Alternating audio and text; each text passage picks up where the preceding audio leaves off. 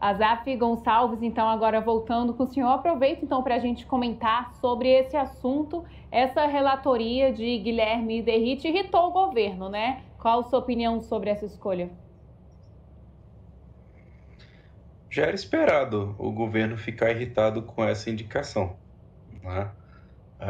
A gente tem uma noção, né, de que, de fato, essa escolha ela vai causar um desconforto dentro do governo, porque o deputado Guilherme Derrite ele tem origem na área de segurança e ele é ligado a uma linha mais dura de enfrentamento, né, ao crime organizado. Então, há sim uma expectativa de muito endurecimento em relação ao PL que vem, né? Então, mais do ponto de vista institucional, é importante a gente dizer e, de certa forma, relembrar que a relatoria de um projeto dessa magnitude ela deve ser técnica e não ideológica, né? Então, a gente tem uma soma dentro da indicação do Derrite desse quesito técnico. Ele é técnico no que ele faz.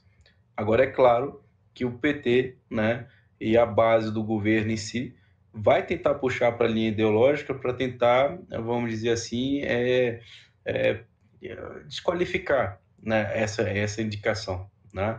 O que preocupa é que, em vez de fortalecimento de autonomia da Polícia Federal, que é uma das instituições mais qualificadas do país, e nisso Lindeberg ele traz uma fala muito acertada, ah, o texto que foi colocado, que está sobre análise, ele parece condicionar a atuação da Polícia Federal à autorização política dos governadores. Isso, na prática, dá um alívio às organizações criminosas, e essa é uma alegação que o Lindeberg está trazendo, porque ela enfraquece essa capacidade de reação rápida e coordenação em nível nacional, né? O crime interestadual é financeiro, né, e acaba sendo financiado de algumas formas, até mesmo de forma digital, que é o que acontece hoje, e precisa de um braço federal independentemente, né, de qualquer tipo de interação, de posicionamento político. Então tem que ter uma.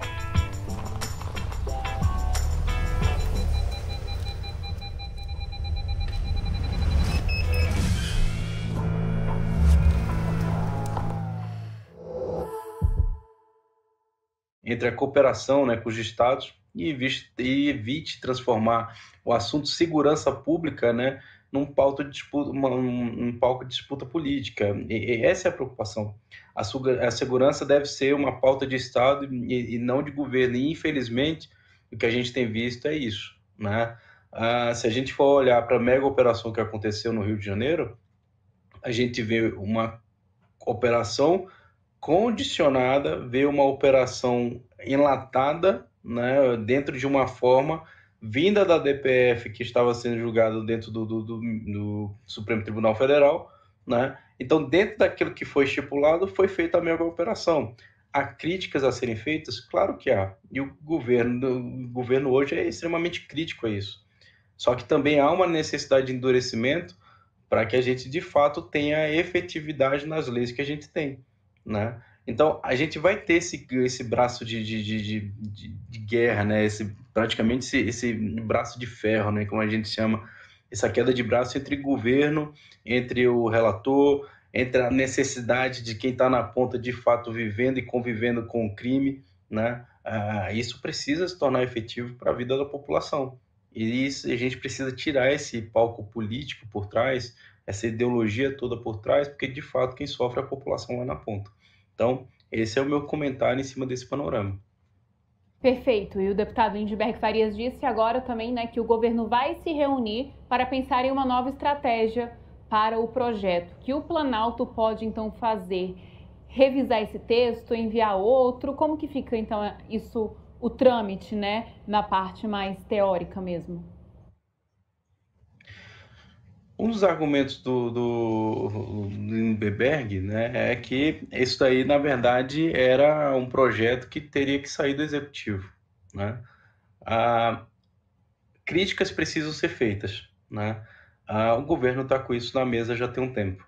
Infelizmente, na prática, ele não colocou a tempo de se fazer algo. Precisa sempre no Brasil estourar alguma bomba, estourar algum problema para que a gente se movimente para apagar fogo, né? Então, assim, na prática, o governo ele tem duas saídas institucionais possíveis, né? A primeira saída para eles é que ele pode tentar influenciar o relatório dentro da própria comissão, sugerindo emendas, substitutivos, ajustes de redação, o que é ordinariamente feito dia após dia dentro da vida dentro do Congresso, né? O relator mesmo sendo de outro campo político, né, de outro partido, ele deve acolher essas contribuições que melhoram o texto. E essa é uma via de diálogo, né? A segundo possível atitude do governo é que o Planalto pode apresentar um projeto paralelo ou substitutivo, caso entenda que o texto da Câmara não reflete a política de segurança nacional do Executivo. Mas essa estratégia ela é mais lenta e depende de uma nova tramitação. Portanto, ela costuma ser usada apenas quando há uma ruptura total entre governo e relator, né? Do ponto de vista teórico, o trâmite é claro. O relator elabora o parecer, o colegiado vota e somente depois o plenário decide. Até lá, tudo é construído politicamente. O que o Planalto precisa entender e ponderar é que segurança pública e combate ao crime organizado não são temas que admitem viés partidário ou esse vai e vem político, né? O foco deve se preservar na autonomia da Polícia Federal e assegurar uma legislação coerente capaz de gerar esses resultados práticos sem comprometer o pacto federativo nem a independência técnica das instituições. A grande questão é que quando a gente vai tratar sobre a temática de segurança pública, as bandeiras ideológicas são levantadas. E, infelizmente, quem sofre na ponta é a própria população. E vamos voltar então a falar sobre a CPMI, porque quando a gente iniciou essa conversa, ela não tinha começado. Eu verifiquei agora, acabou de iniciar. Então, como a gente estava falando sobre esse balanço, né, da CPMI do INSS, para o pessoal que está chegando agora, a gente tem hoje mais um dia de oitivas, agora a partir das 4 horas, que os deputados e os senadores vão ouvir o... E qual é o nome dele? Desculpa. Vão ouvir Igor Dias Delecrode, que está ligado entre as associações, né, que estão neste escândalo. Ele vai ser ouvido agora nessa oitiva. E, Azaf, eu volto àquela pergunta inicial. A gente já está aí com uns bons dias de CPMI, ela vai até março, mais ou menos. E eu escuto muito lá no Congresso, quando eu estou por lá, os parlamentares reclamando que às vezes não vai para frente, muita enrolação. Isso é normal de uma comissão, a gente sabe, mas qual é o seu balanço até agora? Será que realmente está tendo um sucesso? Será que vão chegar a uma conclusão para um retorno a esses aposentados e pensionistas que estão sendo lesados por conta desses descontos indevidos? A comissão ela está fazendo praticamente 3 meses, né? 3 meses já de atuação, enfim, e a gente já teve algumas repercussões a respeito disso. Olha, Gabriela, até aqui o balanço é de um avanço institucional importante. Ainda que o ritmo pareça lento, para quem acompanha de fora, quem está dentro, envolvido nessas investigações, está vendo avanços, né? A CPMI ela conseguiu consolidar um acervo de documentos e dados que apontam para um esquema consistente de descontos indevidos em benefícios previdenciários, envolvendo entidades conveniadas e possíveis falhas de controle dentro do próprio INSS. Essa é uma radiografia que a gente não tinha.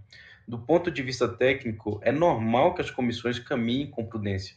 Elas precisam ouvir todos os envolvidos, garantir o contraditório e formar prova documental, mas já houve progresso. A convocação de ex-gestores e o rastreamento de vínculos entre entidades como a Amar Brasil e a Masterprev e a Andap são indícios de que a investigação está entrando na fase de responsabilização. Isso é excelente, é uma excelente notícia para a gente.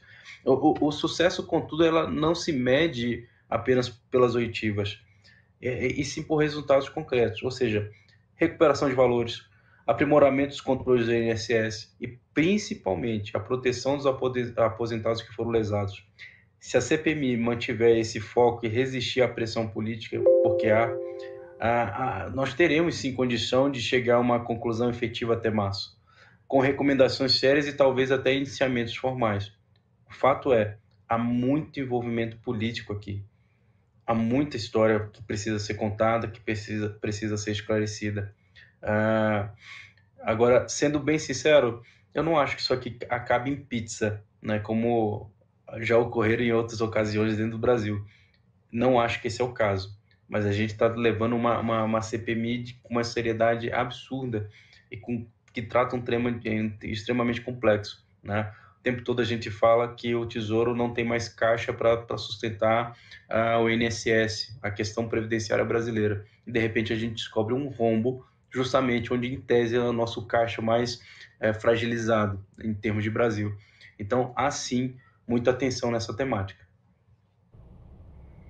Azaf Gonçalves, muito obrigada pela participação, por falar com a gente sobre esses dois temas, CPMI e também o PL antifacção. E desculpa aí pela situação envolvendo o ao vivo, porque com o jornal ao vivo, né, se está rolando lá na Câmara, a gente tem que ir para lá. Mas foi bom também que a gente conseguiu entrar nesse assunto. Muito obrigada, uma boa tarde, uma ótima semana.